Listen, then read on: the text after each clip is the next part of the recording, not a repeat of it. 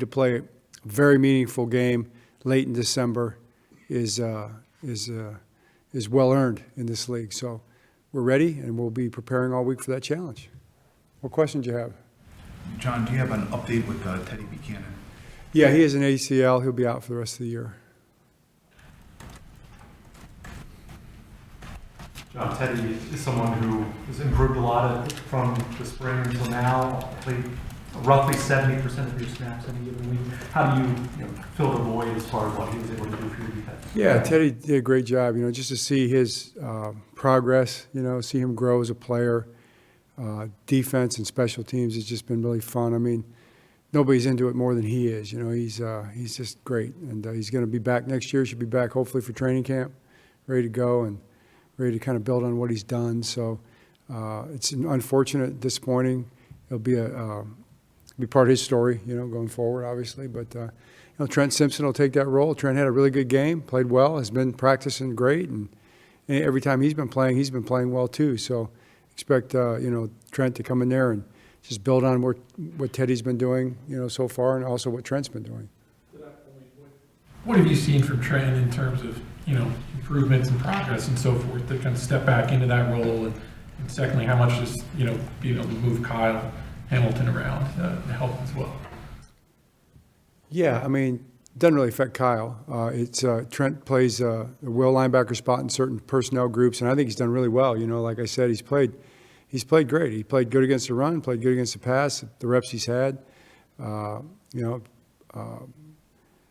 Really not worried about it at all. John, just from a bigger picture scale, for Darius Washington to get back in 7 months from Achilles tear and play in a huge game that you guys needed to win, how did you think he came through? And I think he played about 15 snaps. And how meaningful was it to even see him out there, knowing how much he cares? Yeah, no doubt. That's actually right. Absolutely. How I saw it. I was excited for him. He and I had a conversation on the sideline sometime in the third quarter just about that very thing, and how meaningful and how cool it was that he was out there playing. And he was playing really well and flying around, making tackles, doing what AD does. I just always have loved the way he plays. So it's a big boost for us. It gives us another playmaker on defense, another high-energy guy. Fly around and do what he does.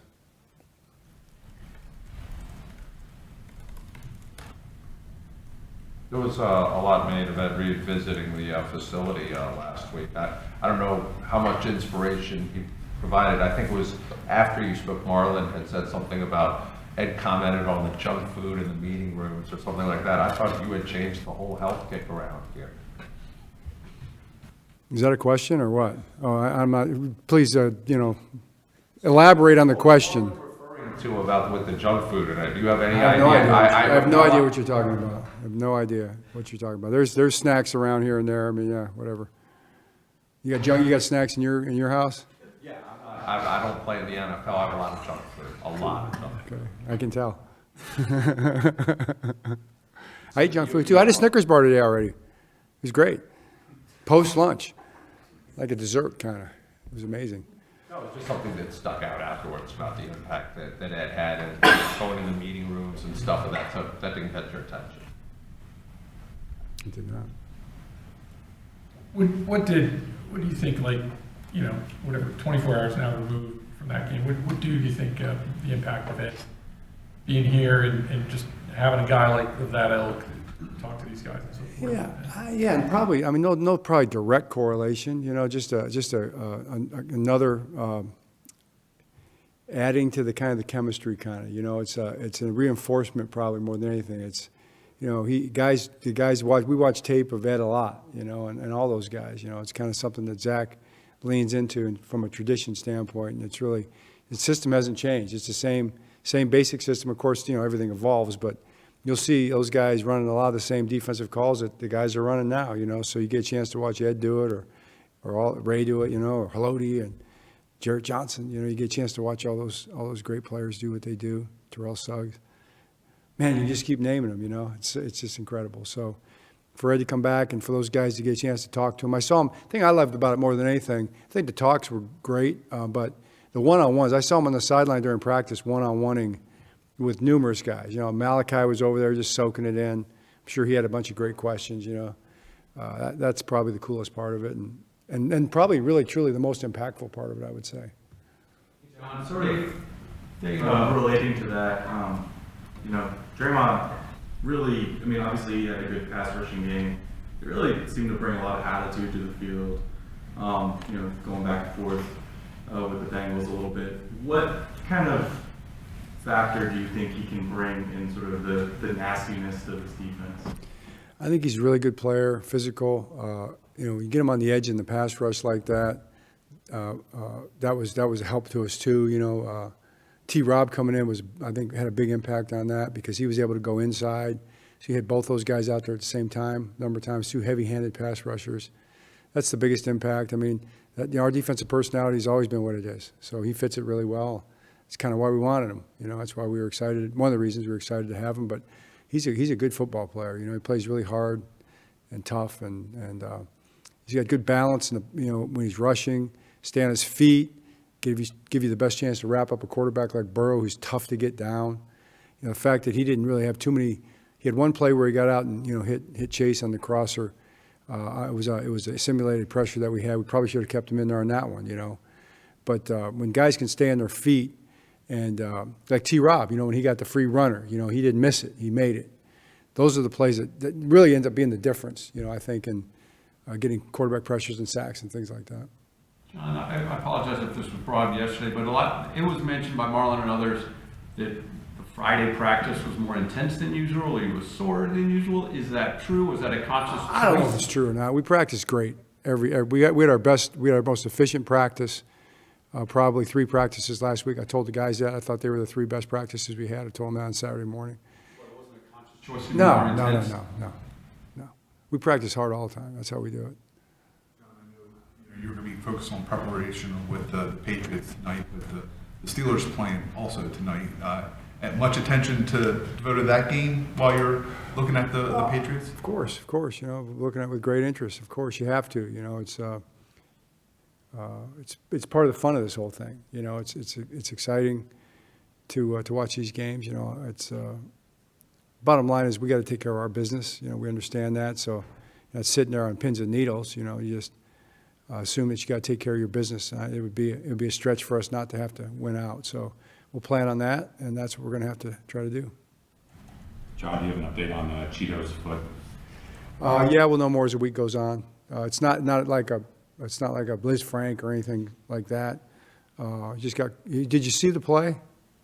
If you see it on, maybe you'll see it on TV. But he was covering that seam route by Gesicki and did a great job on the play. But then as he was finishing up, he got his foot caught in the netting. It was kind of laying on the ground underneath it, the field goal back netting. So got caught up in that. It kind of grabbed his foot a little bit. So we'll see how it goes as the week goes on. I'm sure some of it was just kind of like the way the game played out and such, but you guys have talked about, and I guess you were efficient when you look at the yards per play, but only the 41 offensive plays yesterday, and I think you guys are averaging 57 for the year. What would you like to see to just get more plays offensively from week to week? Well, you got to, convert on third down, stay on the field. You got to not turn the ball over, stay on the field, extend drives, things like that. That's really the bottom line. We've taken ourselves, we took ourselves off the field more than anything probably, but they made a couple nice plays. We had a really nice little play action lined up there at the 50-yard line in like the third quarter, and double move after we'd run the ball really well, and they just covered it really well. I mean, and then they got pressure on us. They just had a couple really good rushes right at that time. Then we took a sack, and then we were trying to really trying to push it back and get the first down, get in the field goal range, and we ended up getting 2 more sacks because we're trying to make a play there. So, you're really not. You want Lamar to be aggressive there and try to find a way because he can do it. And the worst case there is you have to punt. So, but that got us off the field, for instance. So it's just those kind of things. We had a boot. We were running the ball well. We had a boot. The second play of a drive in the first quarter. That just, you ran right upfield on it. Made a great play. So those are the things that just, you get behind the chains. I think Lamar said it yesterday. He calls it GBOT or get back on track. Those are long yardage when you're behind the chains type situations. Those are the ones that really have caused us trouble, you know, and like any team, like any offense. So you try to stay out of those as much as you can. But you want to be aggressive with the play action, the boots, and things like that when you're running the ball. So I'd like us to just be, you know, find a way to stay on the field more. I mean, part of that's the defense scores in the fourth quarter, you know, for just being honest about it. The defense scores, and they're back on the field. And that was bookended by 2 long Bengals drives. You know, they had the long drive all the way down to the red zone. We get the touchdown on defense. Then they decide that they're going to try to run the game out at that point instead of going 2 minutes or anything like that, and had another kind of long drive, you know. So then we got them stopped on 4th down. So that offense was not even on the field 4th down except for basically 2 plays. We got the 1st down, then it was victory. That was our 4th quarter. So, but still, you know, maybe what would have been 50, 55 plays if it had been normal. You still want more than that. So yeah, it just comes down to us. Keep extending the drives and just execute just as well as we can and score as many points as we can. John, it looked like Lamar checked into the play that led to the Rasheen touchdown pass and really read the blitz well. Is that a sign to you that he's sort of regaining his confidence at the line of scrimmage and, you know, the sync with him and the offense is just looking better in recent weeks? Yeah, I really don't look for signs that way. It's not really how I think about it, honestly. I mean, we're always chasing those kind of plays, you know. And I think we had 25% of our, you mentioned the low number of plays, but 25% of them were explosives, you know. That's pretty amazing. So that was one of them, you know. We did have some big runs and some big passes, some, you know, Zay made a crazy catch in the 2-minute drive. Mark made another crazy catch in a 2-minute drive. I mean, those are the things we're capable of. So more than anything, to me, is just going to kind of keep extending. So the big plays probably are another reason why maybe we're not. But you don't want to have to be an offense that has to go, you know, 3 yards in a cloud of dust all the way down the field either. You have to make big plays to do it. I'd like to be able to extend drives, you know, as much as anything. That's really the biggest thing. So, John, along those lines, I know it's like even last year it wasn't a big part of your game plan, but the RPO that Lamar hit to D-Hop, have you guys just de-emphasized RPOs in general from last year to this year? No, we have not. We have not. We've been running them. Yeah. John, did Ronnie get out of the game okay? I know. Yeah, we'll see. He got sore. He's sore, like a lot of guys. I mean, you know, you hear three weeks left. There's different little things. You know, he's another guy that we'll be looking at the course of the week, see where it's at. You already said the Patriots are a very worthy opponent. When you start to look at Drake May and the problems that he presents, what are the top things on the list? Big plays, I think, is the biggest thing when you look at their offense. You know, they've just had a bunch of big plays. I mean, big runs. Got a rookie running back that's, you know, fast and explosive. You better have your angle set up on him, and you know they're physical, obviously. And then you know May's made some nice throws, and he runs. You know, sometimes he runs around, but he's made some big throws and play actions and things like that. So, kind of a big play offense that can run the ball. You know, that's a combination that you have to be concerned about. I think you're going to end up playing. I mean, it's forecasting, but 3 night games. Have you commented on the fact that you're playing at night in Green Bay? You just played in the coldest game in Ravens history, but that might surpass that, I guess, in a couple of weeks. But coming up with Sunday night, then you're at Green Bay, and then if things go right, that game also has the potential to end the season at night. Mm-hmm. Have you thought about that? Not really. No. Whenever we play, we'll be there. You know, we play when they tell us. Our guys like playing at night, you know. We're looking forward to whatever. Whenever they tell us to play, we'll be ready to go. We're excited about it. Yesterday. It was. I mean, I'm surprised it was the coldest game ever. I thought the Green Bay game, what year was it? When we played up there? 2009 Monday night game. No, I'm thinking the one later. 17? No, 17 last time. That was cold. I remember that was really cold. And then the Denver game, I mean, that was, man. You know, the clothes must be better now. Because I felt good. I had some good stuff, although my wife did some shopping for me. So it wasn't strictly, I apologize to Nike, you know, I know you guys are amazing. Chalk that up in the record books there. Marketing.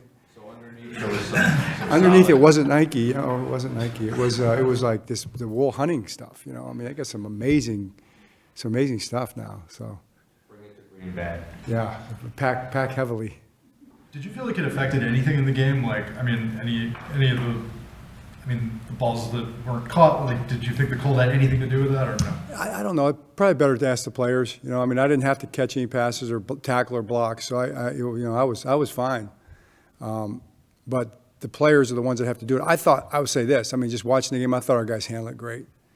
I mean, I don't think our guys had any issue at all. I don't think our guys even thought it was that cold out there. You know, they were out there getting after it, and you know, I was on the sideline screaming, "It's not even cold out here." You know, where's it cold? You know, maybe it's just because they had good gear. I don't know, but the guys didn't even bat an eye. It wasn't even a conversation at all. They were locked into the game. It was business.